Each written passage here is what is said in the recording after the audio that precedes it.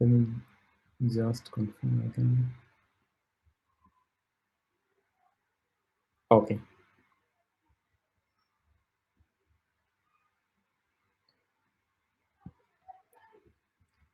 So today we are going to study state management.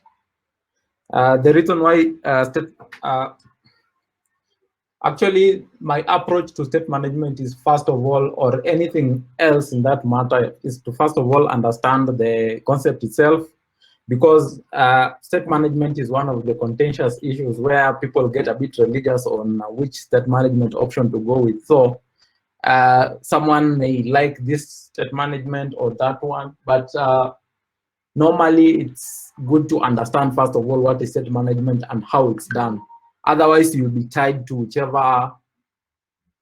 whichever state management options that you studied first or that you like. But in case you go to another project which uses another different state management option, you are out of the depth because you don't understand exactly how am I supposed to work with this. So the first thing you need to understand is what exactly is state management. So state management has, like, my slide is just one screen. It's just keeping track and making use of the values that are stored by the system, aka state, and their changes within the app. Basically, you need to know which changes are happening and where, so that you can be able to, so that your UI can be able to react and work effectively. Without keeping track and making use of those values, you may not see any improvement in your app, and you may things may break and you don't understand. So having a state management, understanding state management is very important in not only Flutter, but in most applications nowadays, especially front-end applications, be it web applications with React, Vue.js, Angular, or whichever option, and on our side, Flutter.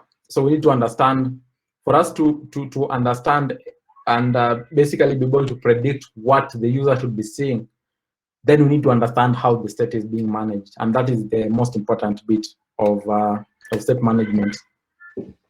So in state management, basically, the UI is generated out of state. So it is said that UI is a function of state. As you can see on your screen and on our poster for today's class, Ivy had included this kind of diagram, which shows, basically, it's just a mathematical function that shows that the user interface that you are seeing actually is a function of the state that you have. So what does that mean? So let's take the example of a checkbox. So a checkbox can either be true or false. So setting the state to be false means that the checkbox is unchecked, and setting the value to be true, that means that the checkbox is checked. But there's no way we are specifically saying, especially for the code that we are seeing on our screen right now, there's no way we are saying that put this kind of purple background and put a check mark in it. There's no way we are stating that. But just from the function, the build method of that widget will calculate how the UI is going to be. So basically, on the left side we have the UI, and on the right side we have the function that will return that UI. So basically, this is just basic maths. A is equal to B plus C. So you don't need to understand how B and C is. B plus C is, but you know that it will generate, finally, whichever magic will happen, it will generate A. So that means our UI will be generated from whichever state we give it. It will do its magic and generate the UI. So we say UI is a function of state. Basically, when you change state, then the same function will give a different UI depending on the state that you've given it. And we've used the example of a checkbox, and that's how it usually works. So there are two types of state. First of all, we have ephemeral state. Ephemeral state just means that state that is contained within a single widget, or local state, or it can also be referred to as a UI state. So what would you use? How would you know that this is ephemeral state? So ephemeral state is just basically something that happens within that widget and will not be affect anything outside that specific widget. For example, the state of an animation.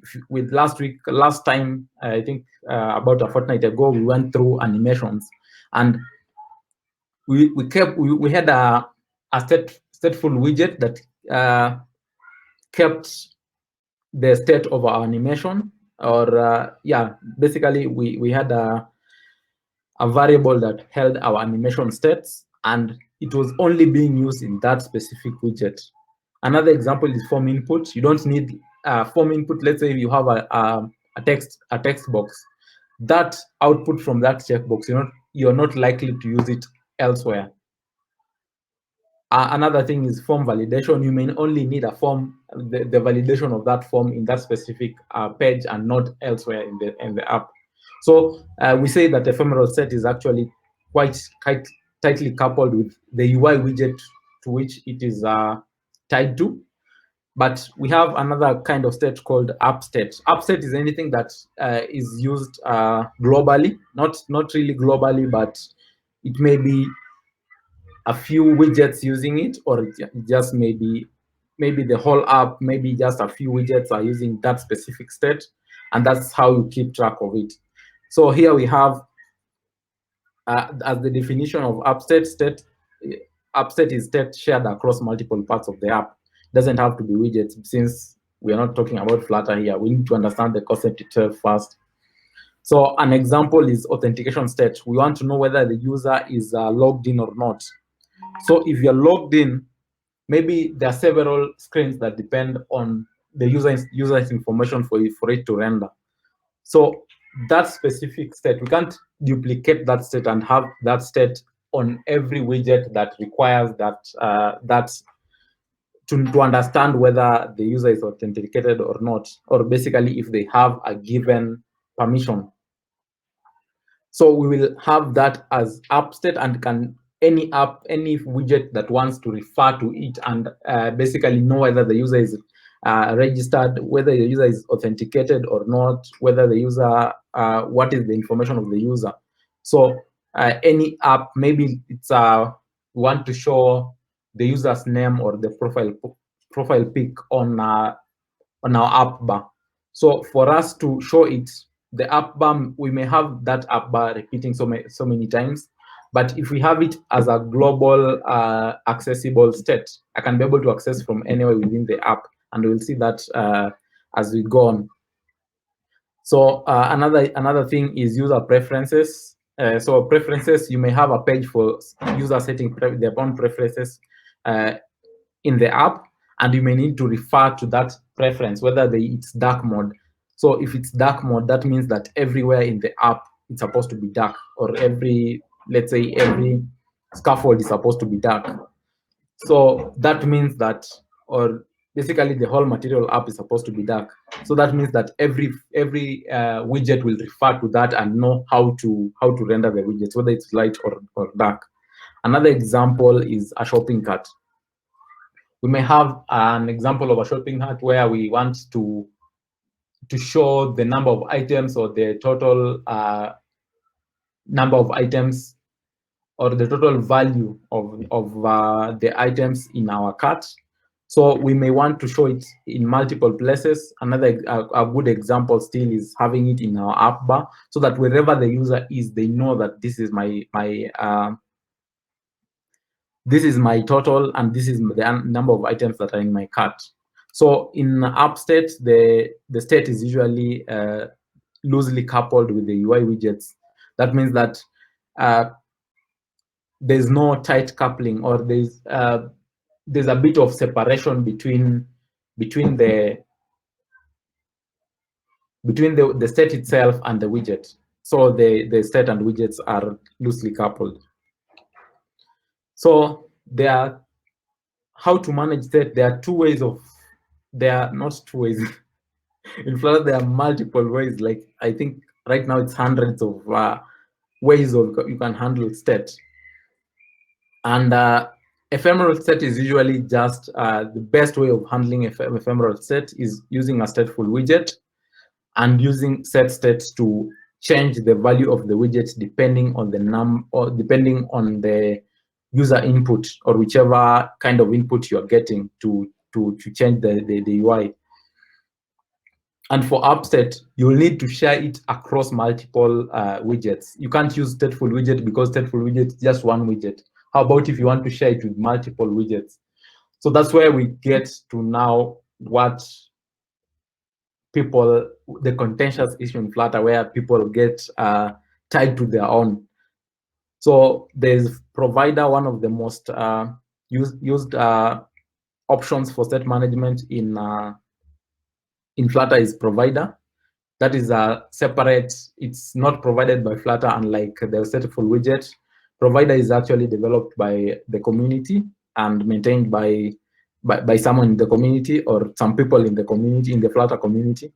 We have Block, we have Mobex, we have Riverpod, we have Redux. There are so many others, Get and whatnot. So there are so many others, but they are good for upstate management because they can share, the state can be shared between multiple widgets at once, and every widget that wants to access to that specific state will get it and render its own children or itself depending on the state of that, of depending on the shared state.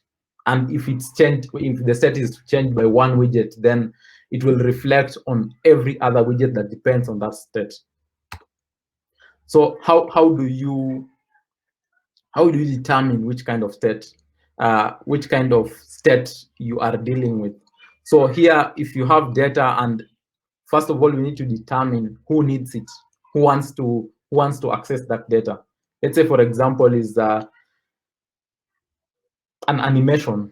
You will most likely see that it is being used by a single widget or basically a tree of widgets that is just within a single widget, and that means that is ephemeral state, and it just needs to be maintained within that state. If you make ephemeral state upstate and have it shared, it brings a bit of confusion, and basically the understanding of the app will actually be hard because you are trying to manage something that should be managed in one place, and you're using basically you're maintaining the state globally, and it's just used by one. That is overly complex for any UI state.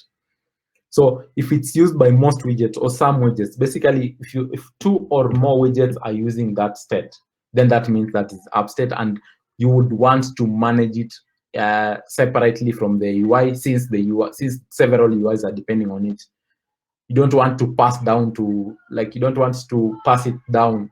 You want the UI to just refer to that specific global state that can be used by those widgets that refer to it. So what's the importance of effective state management? So number one, keep UI state from business logic. This becomes very hard or becomes a complex issue when you are dealing with a large app. You need to separate the business logic, basically what your app is supposed to do, from what it's supposed to show the user, basically the UI. And one of the most important issues also is when you add a new feature, it doesn't break the app. If you had tightly coupled the state with the UI, that means that if you bring a different widget that depends on that same UI, then you have to, that original widget will break, or basically you need to refactor it for the two of them to share. Though that's the best option when you don't understand exactly when you will need to break the coupling from UI and state. You can just start with the ephemeral state, and when a new widget that comes in and wants to refer to that state, then you can hoist it up and make it upstate. Then it can be accessed by multiple widgets. Another thing is maintain testability of your app. If you are app, if your state is well maintained, that means that you can be able to test your app very easily, since things are not very tightly coupled. Because if testing is very important, and if you're going to test your app, then that means you need to manage state very well. Otherwise, you will see changing state here breaks another thing. Your app will start having crashes on users' hands, and that's not something you want. So if you want your app to be very well testable, you do effective state management. So how do you, let's say, for example, I have a cart page. The example we have here is how to hoist your state. So let's say, for example, I have cart information. I think there's repetition there. So let's say you have cart information. Cart information may entail the number of items required, the number of items in your cart, the total value of the cart, basically in the currency that you are maybe dealing with. And let's say you are using that state just within the cart page. That's where like the number of items are. That's where you need to want to have the total. And what about if now I decide, let me now show this, my cart, or the summary of my cart on every widget that I am using, or on every app bar on the app, so that the user from anywhere can know the value of, they can check out and they can know the value of their cart and the number of items. So what we'll do is that we will now hoist that state. Hoisting just means that we pull it up the tree, the widget tree, because we say that in our introduction to Flutter, we say that Flutter is composed of, basically, it's a composition of different widgets. So in the form of a tree, where the material app is actually the first widget. Depending on whichever app you're writing, it may be a widgets app, it may be a Cupertino app, or a material app. But it's basically the root of your tree. Then all the other elements are nodes within that tree. So if you hoist the way we have done here, we want now to be able to access the cart information in home page. You want to be able to access it in login page, whichever page that you're using. So what we'll do is that we will hoist that specific state to the app state, or depending on where the children of that, where the nodes that depend on that specific. You don't have to raise it to the material app or to the root of your tree, but you may just put it whichever is accessible to the downstream, basically to the widgets downstream. So for us, we need to, for it to be able to be seen in home page and login page and cart page simultaneously, then we'll raise it to something that is above them, above those specific widgets. So we will put it in our main app. We will see that in our example. So we'll do a demo. So in the words of Linus Torvalds, talk is cheap, show me the code. So we want to do a bit of a demo, and today's class is actually going to be a bit short. So I've prepared some demo here. Though during my final presentation, something broke, so I don't know if we will be able to. The last time I had problems, you guys were very instrumental in helping me solve the issues that I didn't see. So here we are. So I will just try to run it without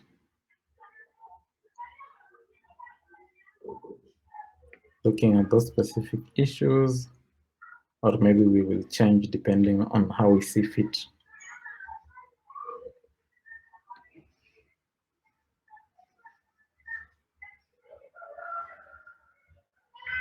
So first of all, if there's any question, I think anyone can raise in the chat. I think I've done a bit of a summary of state management. It's a deep topic. You need to the information that we have shared is actually quite abstract. in some way, but that is basically the core information that you need to be able to manage set, be it in a Flutter app or whichever app you are running, whether it's a web app or any front-end app. So I think we have some problems here. So I think what I'll do is I'll just revert. I decided to use freezed here instead of just doing it instead of just using normal classes, but I think I'll just revert to using classes instead of using the freezed widget, the freezed dependency. So just do easy as that. Something is breaking in my dependencies, so I'll just undo what I have here. Final. Then I'll just write normal import. Create the constructor here.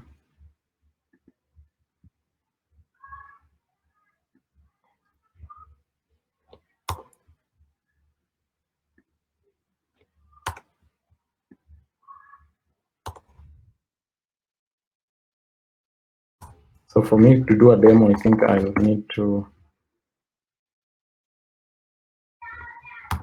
finish this first.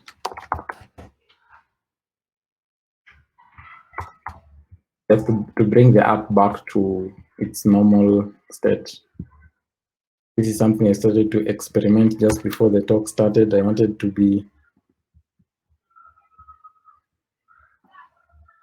bring up a bit of a complex topic, but I think we can just do without it.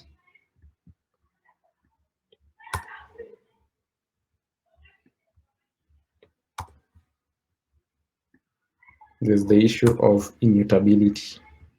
That's what I wanted to at least cover in some way.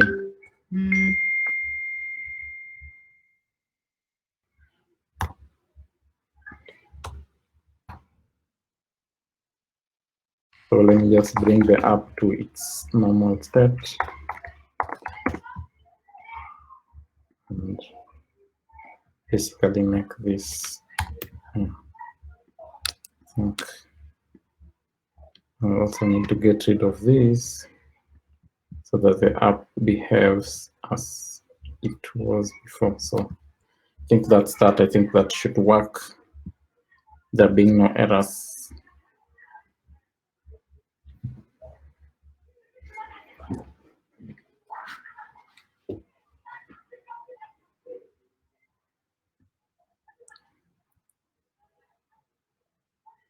We'll give it a minute. In the meantime, I'll check if we have any questions in the chat.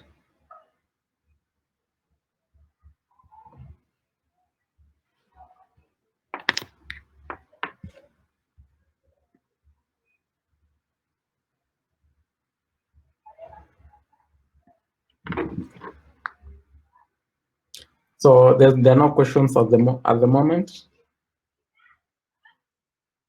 Any questions? Am I alone? I don't think there are any questions. So our app that we are to use to test this is actually very simple. We just want to have a login page. First of all, that all I wanted to do is just because we already covered this, so I didn't think it is necessary for me to do it from scratch. I could just be able to explain what I have already. So what we have is here is a simple login form, and we want to be able to, in fact, we haven't added a login button yet. We just wanted to show what is ephemeral state. So here I have a screen which, in case there's an error, my app bar will turn red. And you see, this is something that this is ephemeral state because this app bar is just for this login page, and it just affects this specific page. So there's no need for us to maintain the the validity. Basically, we're just checking the validity of the form. There's no need for us to maintain the validity of the form or to have it hoisted up and being accessible to every other page, because we just want to see the validity of the page in this specific page. So instead of using something like provider or using whichever state management option you may be comfortable with, instead we're just going with the set state, where we check if anything has changed, then we check if the form is valid. So if it's valid, the background color of our app bar changes. So when we make a change, you can just write anything. So if there's nothing there, so these are our validation rules. Basically, if the username is empty, then it's supposed to bring an issue here and say, please enter your username. Then the password, we're just checking if it's empty. Also, we'll just request the user to enter their password. And if the value is not specifically the word password, then it's an invalid password. And whenever the page is not, the app is not, the information is not valid, our app bar will be red in color, just showing that the state is basically showing that the form is not valid. So if I put anything here, it will clear. Then if I put a wrong password, still we have our app bar in red in color. And this is just because it's local and doesn't affect the app bar of the other widgets. And then finally, if we have the password correct, then our app bar becomes green. That means that everything is okay. So this is just something that you would use. Maybe, for example, instead of using this specific thing, you would maybe have a raised, it's not called raised button nowadays, it's called elevated. When you have an elevated button, and then maybe we want to have a text here showing the submit information, just a simple one used to submit the login. And then we can say, we check whether the form is valid. So if the form is valid, then we can basically just do our login logic here. And if it's not valid, the form is not valid, then we can just set our onPressed to null. Setting our onPressed to null will actually just make the button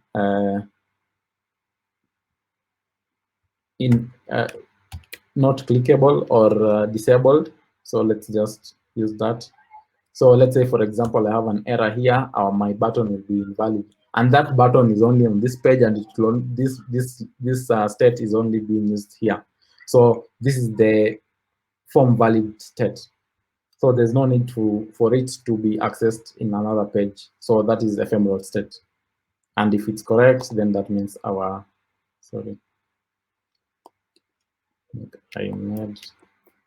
So if it's correct here, that means our submit form is correct and it can now be clickable. So that is something that you'd use in a specific widget.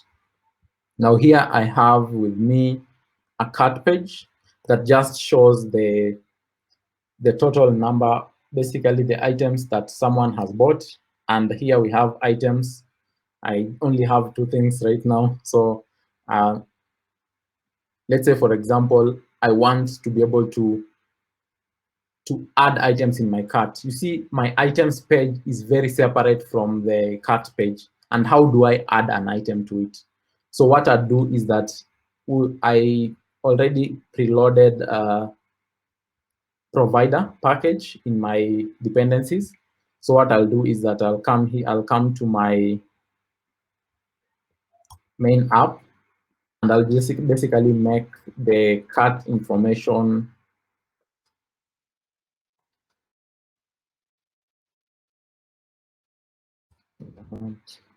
so basically I will just make my cart information. I will add provider, and provider just basically what it does is that it provides the information that you're trying to share downstream to the app. Basically, downstream means that our main app, that is the main widget that we are working with. under the provider. Then it calls homepage, and homepage has these other widgets. So that means that if I provide the cart information here, then it can be accessed from whichever page I'm dealing with. So for example, for me to be able to add an item to the cart which has a separate page from the items page, then I can be able to just come to my items page and refer to the, basically I can have cart info equal to provider.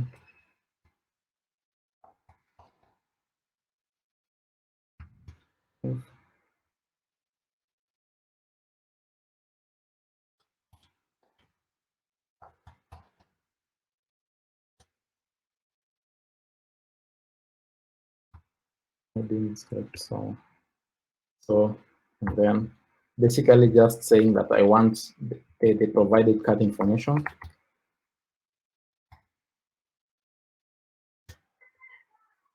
So for me to add an item, I would just do cart info, then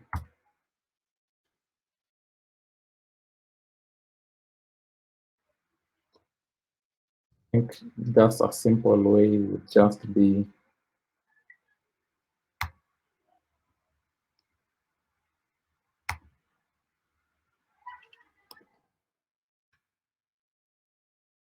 add a new cart item.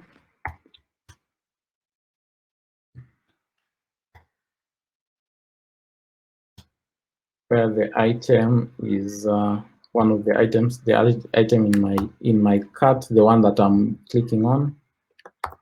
And then for now, I'll just put the quantity as 1.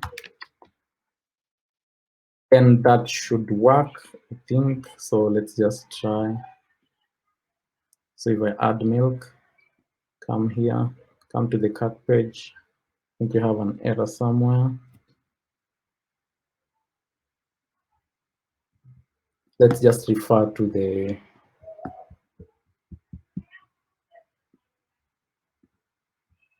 provider package. So remember we say that if you need to access any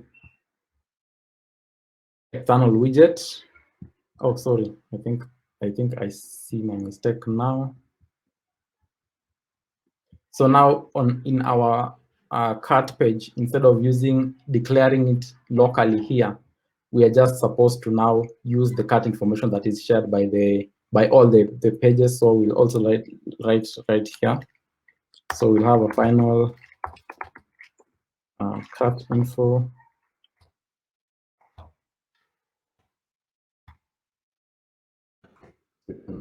Just put it in our build method. There's no harm in that. Then read it from the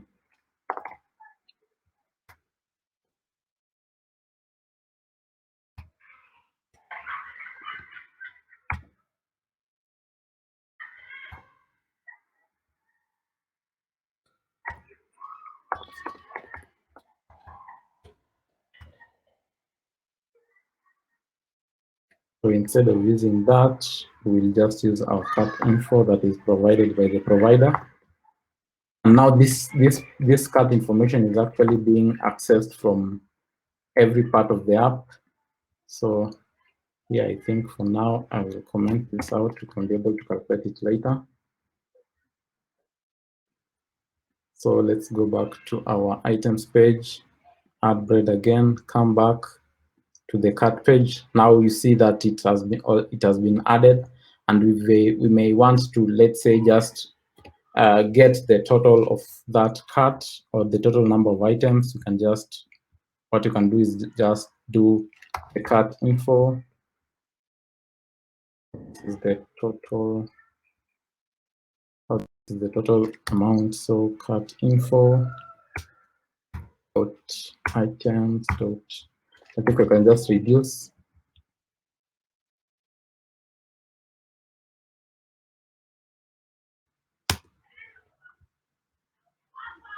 Value element.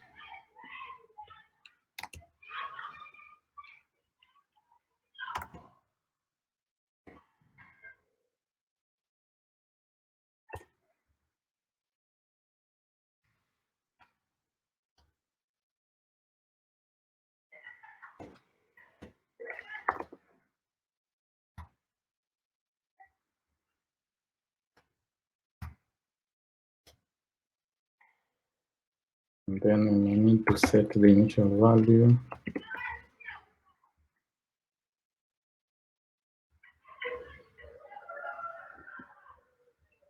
So first of all, let me just refer to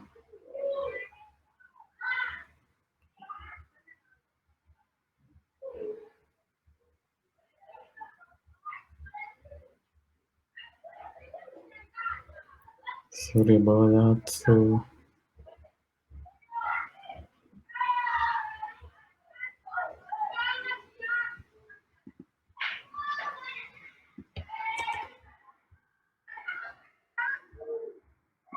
then we need to convert this to a string.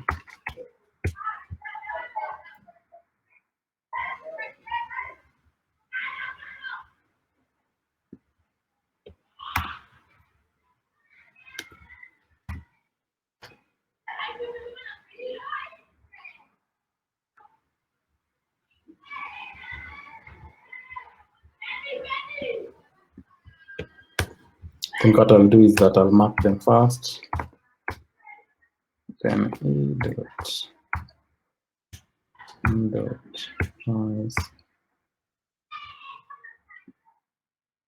So element 1 plus element 2.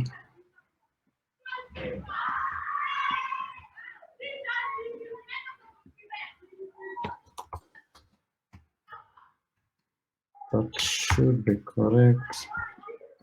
So if I come to my cart, I can be able to basically do bread, milk. So my app is not the best since by clicking again, I'll just add bread and milk again and again and again. So the value is being calculated as we go. So basically, this is how you would set your state. Just a summary. What we did is we had provider here. So provider wrapping any widget in the provider will provide that value to the item to the widget itself, and every widget that is below it in the elements tree, or in the widget tree. So as providing the cart information here, we just set the initial value to be empty, and then we provided it to the material app. And since material app has downstream, it has the home page, it has the items page, it has the login page. You can just be able to access those values from anywhere. So let's just do also another short example where we can be able to just generate a custom app bar. So let's just have here.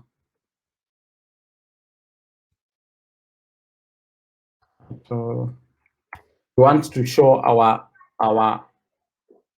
cart summary from on the app bar. So just bear with me. So we will just do a title there. Then from here, since our custom app bar will be able to read information from the cart. So what we'll do is that we will have a final cart information here. And by saying, so provider provides information through the app context. If you built your app, if you build a Flutter app, you understand something. You've seen, at least, you may not understand, but you may have seen something called context. So context is just the information that is passed down from one app, from the parent app to the other apps, and you can use context to share information. So by doing provider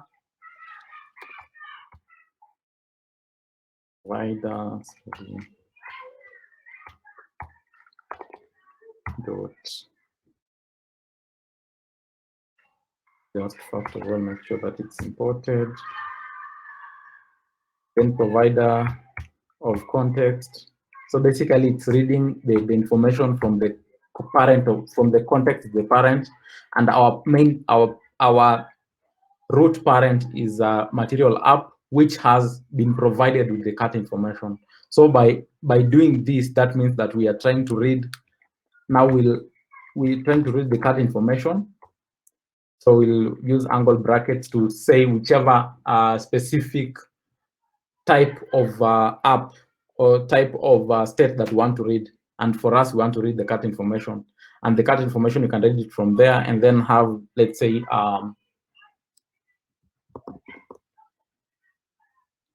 we can have a trailing with actions. So we can have actions there. And then we can have our, let's just make it simple. We can make a row.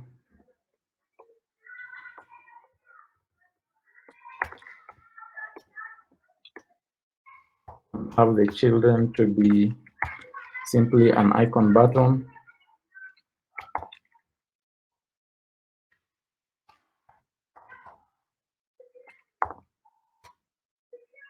And the icon to be our shopping cart.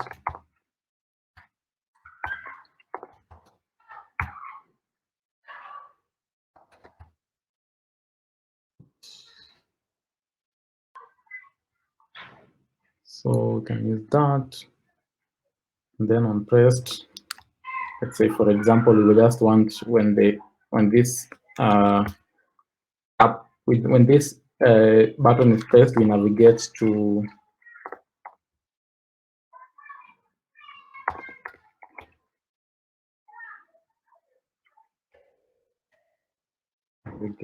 we navigate to the cart.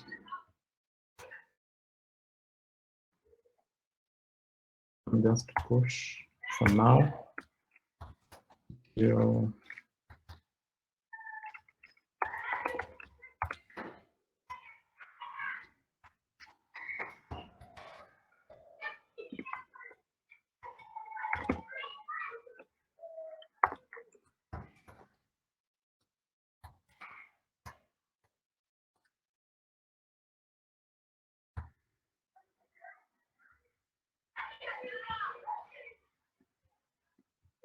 So we also want to show the number of items in the cart. So for this, we'll just put a text here and now get information from the cart.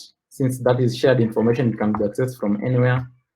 Then we'll have the items, then we can map and get the quantity. And then from that, you can just basically go down and do the math and do the calculation. So the value 1 plus value 2. And that should give us the, sorry, now we need to convert it to a string.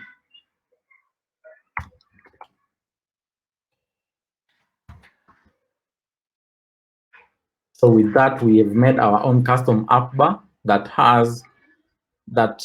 basically shows the number of items. You can use it in our homepage. Let's just go back to our homepage and see if you can be able to use it.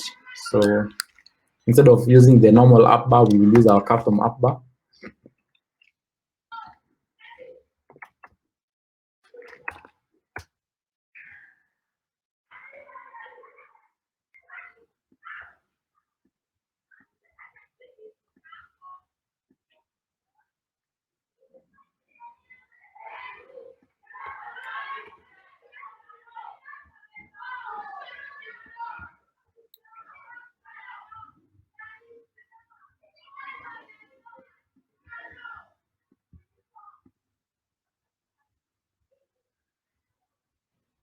Or instead of having a custom app bar, I think the best would have just to be to show the information instead of having the whole app bar. So I'll just remove this first and then just have the row itself. I think that would be better instead of having these complications that we are seeing here. That is not something that we signed up for. We wanted to have this. So in our normal app bar, then we can have our sort of calling it custom app bar, then you can refer to it as you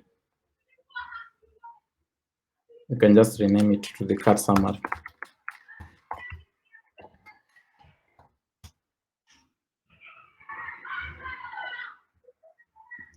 typo there. I think I'm done with that. Then what we can do is that in our actions, by actions, then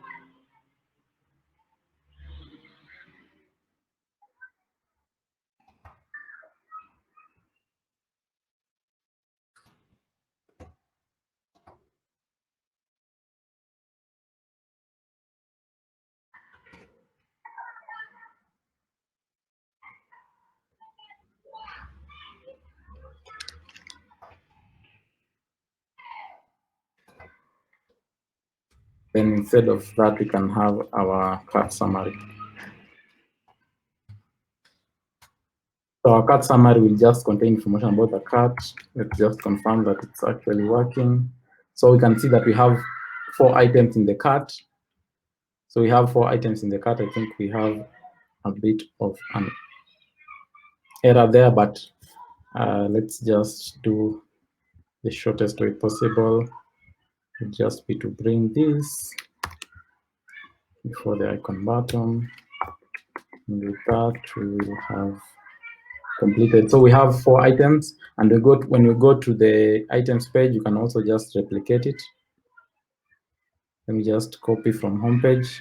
Since the cart summary can be accessed from anywhere, I can just copy it like that to the carts page. I just want us to see that it's actually being used and it can be referred from anywhere. So if we put it this way, then we need to import.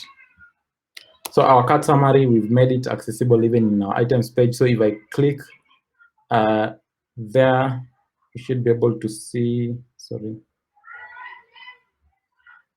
If it's working correctly, we should be able to see the number of items change. Let me just confirm that the number of items in the cart has changed.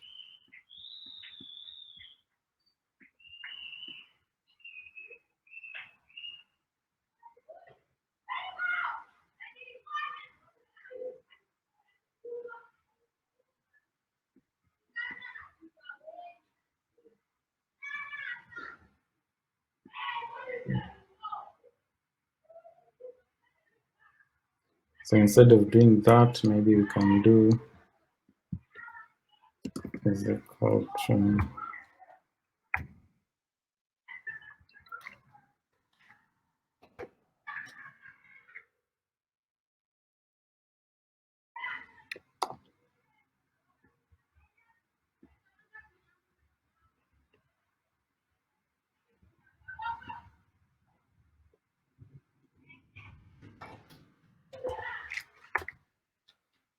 info. Then instead of adding, you can just do that. And do that. That should be it. Thanks.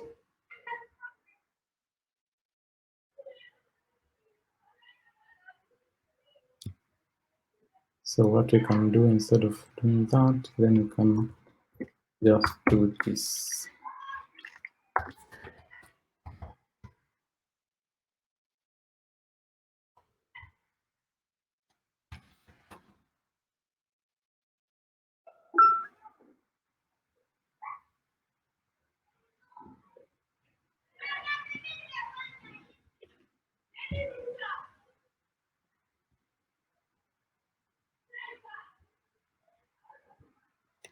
So for that, I'm having a bit of issues here.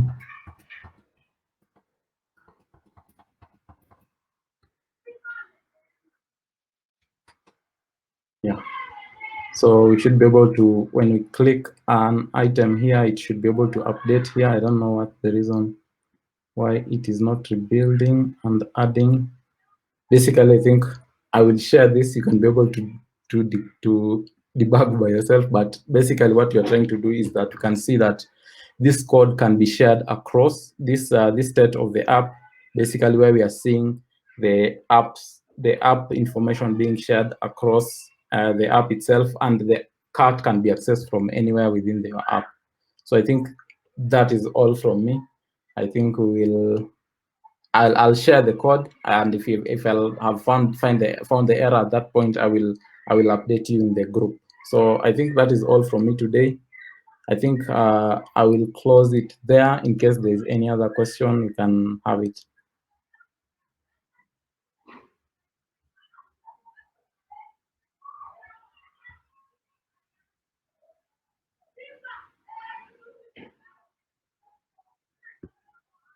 Any questions?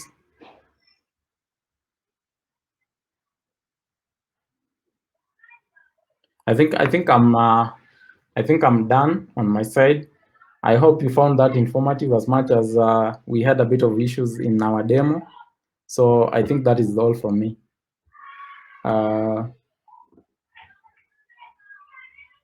Is there anything to add? Grace, Bran?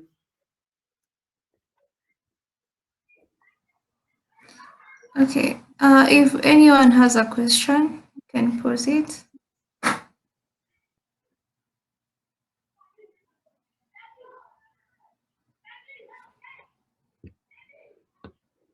I think if there's no question, that means that this is something that maybe you guys had already gone through and they understood the topic. Maybe mine was just to do a bit of a summary. And when we start doing, I think we are scheduled to do a common project and share basically where we'll be given, we'll be sharing, we will come up with a topic and we'll be able to basically, everyone will be able to contribute or develop their own project as part of this ongoing series. So I think this is something that most of us are comfortable with.